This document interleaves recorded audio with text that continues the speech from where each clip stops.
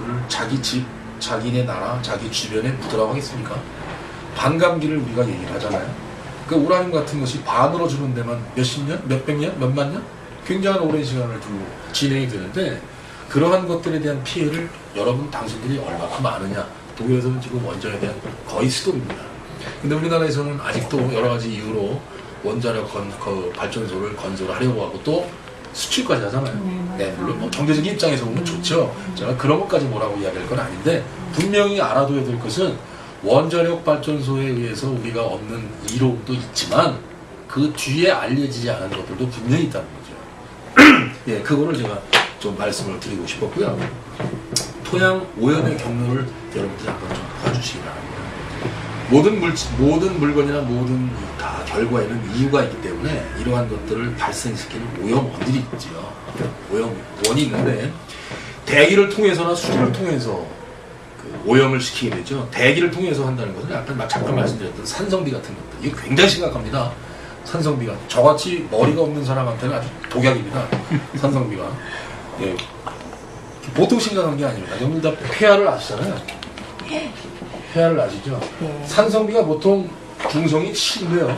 이쪽으로 내려가면 산이고 이쪽으로 내려가면 알칼리잖아요. 보통 폐하 5.6부터 산성비가 시작이 돼요. 5.6 이하 되는 걸 산성이라고 하는데요. 1.3까지 되는 것도 있어요. 어느 지역을 조사해봤고. 이건 거의 초산 수준입니다. 초산. 우리가 마시는 식초 수준입니다. 근데 이런 걸 머리 위에다가 한번 맞고 다닌다고 생각해보세요. 거의 뭐 다 벌목이죠. 자, 대기를 통해서 그렇고 수질을 통해서도 물을 갖다 부으면 땅속으로 들어갔을 때 이제 만들어지는 것이 이제 토양 오염인데 이런 것들을 발생을 시키면 그 토양에서 받아서 바로 이게 어디로 가냐면 우리가 먹는 작물로 가잖아요. 여기서 이제 농산물이라든가 뭐 여러 가지 그 작물들이 나오게 되면 그것을 우리만 먹는 게 아니라 또 가축이 먹게 되죠. 이게 무서운 거예요. 우리가 바로 직접적으로 섭취를 할 수 있다면 A가 바로 B로 섭취가 될 수 있다면 문제가 덜한데 항상 여기 중간 과정에 숙주가 있잖아요. 중간 소비자가 있고 숙주가 있죠. 문제는 이것도 심각하다는 거죠. 아까 있다의 병을 이야기했을 때 수은으로 오염된 바닷물에서 자라는 고기가 그것을 먹고 사람들이 고기를 먹은 후에 병이 일어났던 것처럼 중간 과정에 이러한 그 중간 사용자들에 대한 것도 우리가 전혀 가볍게 생각할 수 없는 것들입니다. 그래서 여기 나와 있는 것처럼 작물을 가축이 먹고 또한 이 가축을 우리가 먹었을 때 그 병은 그 효과는 먹이 사슬이라는 거죠. 다른 사람들도 많이 이야기를 합니다만 알면서도 그 돈의 가치 때문에 많이 먹는 소고기 정말 우리가 먹어서는 안 된다고 해요. 소고기는 우리한테 정말 도움이 안 되는 고기라는데 글쎄요 맛있어서 드시는지 아니면 비싸서 드시는지는 잘 모르겠습니다만 어쨌든 굉장히 좀 문제가 있다고 합니다. 네, 고기 문제가 나오면 잠깐 여러분 다 알고 계시겠지만 왜 먹어서는 안 되는지를 잠깐 말씀을 드릴게요. 자, 그래서 이제 이러한 것들의 그 연속적인 효과로서 생태계가 파괴가 되잖아요. 생태계가 파괴되는데 이제 첫 번째 나오는 게 메뚜기의 색채 변화인데 우리가 지금 이야기할 수 있는 건 논에 메뚜기가 없잖아요. 우리가 어렸을 때 메뚜기 잡아서 튀겨도 먹고 언젠가 그렇게 지냈던 시절이 있는데 물론 얘는 메뚜기 하나만 들었습니다만 얘가 어디 메뚜기 하나뿐이겠습니까? 우리가 옛날에 봤던 것 없어졌고요. 옛날에 안 봤던 것 새로 생겼잖아요. 네, 그런 것들. 그 다음에 해충이 번식한다라든가 그 다음에 더 밑에 중요한 것은 자꾸 그 종들이 없어져 가는 거예요. 옛날에 풍부하고 많았던 것들이 어느 날 보니까 없어지고요. 그래서 이런 것들을 우리가 20년, 30년 전만 해도 전혀 신경을 안 썼습니다.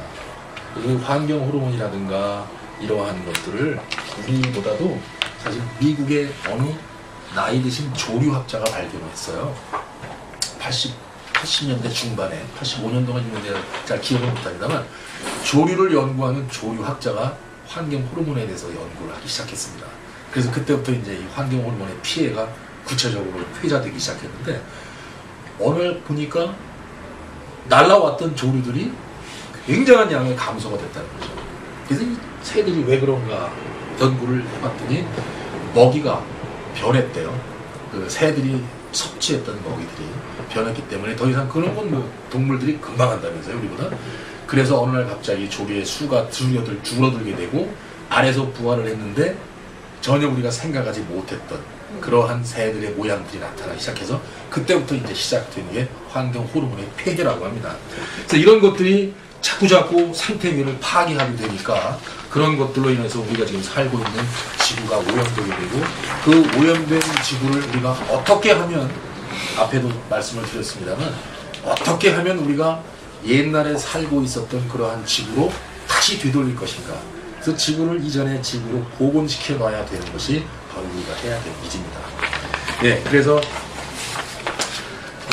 마지막으로 이제 볼 것은 그러한 오염으로 끝나는 것이 아니라 만약에 그러한 것들을 우리가 고스란히 받아야 되는데 효과를 우리가 고스란히 받아야 되는데 이러한 것들을 우리가 수치로 한번 따져보면 이게 직접적인 효과로만 이야기를 한 건데 한 나라 미국에서만 봐도 대기오염 한 가지만으로 봐도 미국에서 손해보는 그 액수가 물경 400억 돈이나 이른다고 합니다.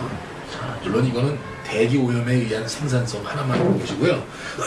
수질오염이나 토양오염이나 이런 것들을 종합적으로 우리가 따져봤을 때 우리나라가 미국만큼 그렇게 큰 피해는 아니겠지만 우리나라의 그 피해도 우리가 생각하는 것 이상으로 아마 굉장히 클 것이라고 생각이 듭니다. 말씀 잠깐 드렸는데요. 체르노빌 그 원전이 고장 나면서 방사능이 유출되면서 지난번 그 85년도에 아마 그런 사건이 터졌었죠. 그런데 그 이후에 러시아에서는 그들이 마시는 물의 50% 이상이 알게 모르게 오염이 됐답니다. 직접 간접으로. 그럼에도 불구하고 마실 수밖에 없는 상황이기 때문에 더 슬프다는 이야기를 하고요. 그 다음에 이제 거의 10%에 해당하는 그러한 식료품들이 방사능에 많든 적든 오염돼 있고요. 그 다음에 이제 거의 반 이상이 되는 어린아이들이 이 방사능 유출로 인한 피해를 지금 겪고 있답니다. 그런데 이제 그 독일이라는 나라가 참 잘 사는 나라이긴 한 것이 85년도 이후에 원전이 되고 나서 원전 그 사고가 나고 나서 들어왔던 모든 농산물을 전부 다 폐기 처분했대요. 그 양이 얼마큼입니까? 저로서 상상이 안 가는 건데 저는 이제 90년도에 독일에 갔지만 그 전에 있었던 선배들한테 물어보면 굉장했답니다. 독일에서 이제 과일이 안 나거든요. 익혀봐야 이제 사과 몇 개 정도 나는데 거의 뭐 열대에서 나는 과일 같은 것들은 다 수입을 해야 되고요. 터키나 이런 나라에 수입을 해야 되는데 그 해에 들어왔던 과일들은 전부 폐기처분을 했답니다. 근데 물론 한편으로 보면 부럽기도 하고요. 또 한편으로 보면 그게 그렇게까지 영향을 줄 것인가. 저는 경험을 해본 적이 없기 때문에 그때 당시에는 원전 유출에 대해서 들어본 적도 없고 얼마만큼 피해가 우리한테 왔을 것인가는 그저 머릿속에 상상만 할 뿐이지 체감을 안 해봤기 때문에 몰랐는데 그 사람들은 단 조그마한 물건이라도 문제가 심각하게 나타났다면 그걸 즉시 처리를 합니다. 네, 그러니까 이제 그런 걸 보면서 글쎄요, 그걸 국력이라고 하는 단어로 표현을 해도 될지는 모르겠습니다만 굉장한 잘 사는 나라구나.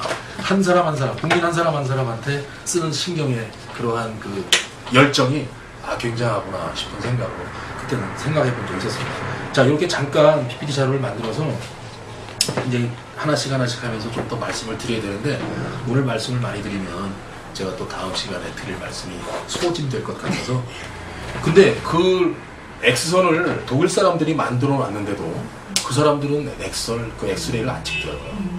그러면서 이제 특히나 간호원으로 이제 계시는 분들이 많잖아요. 우리나라 사람들은. 그래서 우리는 조금만 잘못해도 엑스레이 한번 찍읍시다. 입도 한번 찍어봅시다. 그런데 그 사람들은 엑스레이 한번 찍는 것을 굉장히 크게 우리 몸에 그 영향을 주는 거라고 해서 안 찍더라고요. 병원에서는 어떻게 하죠? 글쎄요. 검사를? 검사를 해도 제 생각에는 이 상황에서는 엑스레이를 찍어야 되는데 네, 뼈를 보려고 하면 그러니까 웬만해서는 안 찍는다는 거죠. 물론 안 찍을 수야는 없겠죠. 네, 안 찍을 수는 없는데 그 자기들 몸에 피해가 가는 것을 극도로 꺼려요. 그리고 그 사람들은 다 아니까. 자, 간단하게나마 우리가 해야 할 것은 또 하지 말아야 될 것은 또 우리가 그럼으로써 얻는 효과 또 우리가 피해 뭐 이런 것들을 잠깐 동안